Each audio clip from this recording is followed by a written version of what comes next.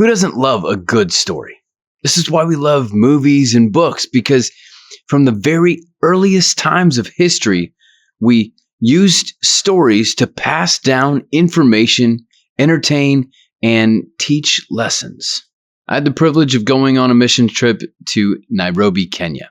And my parting gift that they gave everyone on the mission trip was a large wooden giraffe with a very long neck. I named it Gordy. Gordy didn't fit into any of my luggage, so I had to use it as a carry-on my flight home. Well, once we made it back to America, we had one more flight to go, but our flight had been delayed enough that our group was split into many different smaller groups and given a ticket to another airline to get us home. The problem was my ticket was going to go through Chicago, and that was going to result in weather. And I already had been gone from my newborn baby and other two kids and wife for an entire week.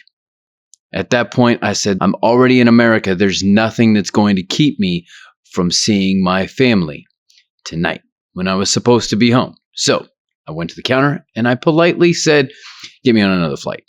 And they found a way to get me on a flight out of Newark. Now, I was not in Newark. I was in LaGuardia. So they put me on a bus to downtown New York City, and then I had to transfer to another bus to go to Newark. By the time I got to Newark, I had a coupon for a ticket, not an actual ticket. And they said that they could no longer let me on because it had already started boarding. I said, if you give me the ticket, I'll get on the plane. So they gave me the ticket and said, best of luck.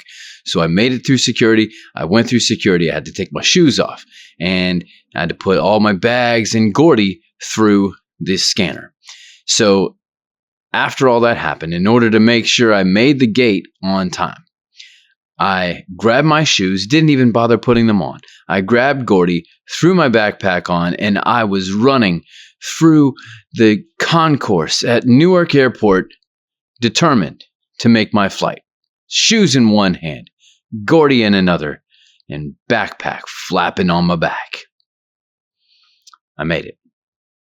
I made it in plenty of time, actually, but I got home to see my family. Nothing was going to keep me from seeing my family. Nothing should keep you from the things that you want to accomplish in life. That's the moral of the story, I guess. Take whatever you want from it. Jesus knew the power of stories, so he would teach through stories all the time. He would grab people's attention, take them on a journey, play with their expectations to teach them something through discovery or a perspective change. These are stories with a lesson. We might think of them as fables or like the morality tales from the Victorian days. So what I want you to do is study one of these stories in depth and then do a video a lot like this explaining what you have found and what you've learned. Remember to use our 6 Bible study questions when doing your research. Some of these are easier because we've already kind of talked about some of this as it relates to the book of Luke, but there's an extra layer because what you're trying to do is put yourself in the position of the hearers of these original words of Jesus. You cannot come at this and think of this from your own 21st century Western culture mindset. You have to think of yourself and put yourself in the position of a first century Israelite under Roman rule and the Old Testament law and the micromanagement of the religious leaders of the day. So the questions. Who was the author? Jesus. Who was the original audience?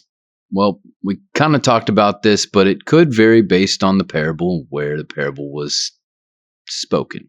What is the literary context? Where do you start and end reading? I'm going to give that to you in a second, but you might need to read a little bit before and a little bit after to gain even more context. What is the cultural context? This is where you gain the perspective of the original audience and what they would have been thinking, feeling, hearing in that time. Then, what does that reveal to us about God or Jesus? Any verse you ever read in the Bible should teach you something about who the Bible is actually all about. Finally, what does that mean for you? After you have answered all those other questions, then you can arrive at what the full meaning is for you now in your life.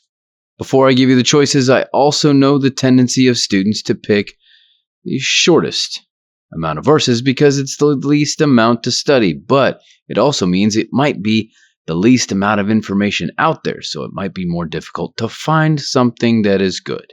So here are the choices. The parable of the seed in Luke 8:4-15. The parable of the Good Samaritan in Luke 10:30-37. Mary and Martha in Luke 10:38-42. The Great Feast parable in Luke 14:16-24. What I'm calling the lost stuff parables in chapter 15. There's 3 of them. You can take your pick, but they kind of all go together. And finally, the rich man and Lazarus in Luke 16:19-31. Pick one of those.